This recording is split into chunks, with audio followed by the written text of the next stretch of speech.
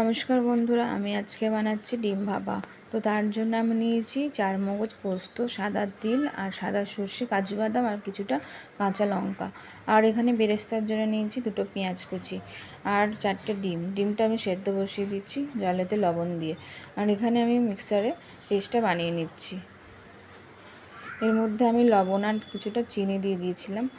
আর এখানে ডিমটা মশলাটা আমার করা হয়ে গেছে, টিফিন বক্সে ঢেলে নিয়েছি।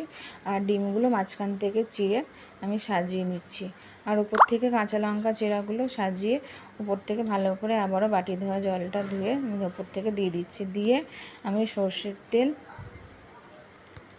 আর কিছুটা লাল লঙ্কার গুঁড়ো উপর থেকে সাজিয়ে দেবো। আর বেরেস্তাটা আমি পরে দেবো যখন এটা রেডি হয়ে যাবে। নামিয়ে তারপর ওপর থেকে বেরেস্তাটা ছড়িয়ে কিছুক্ষণ রেস্টে রেখে দেবো।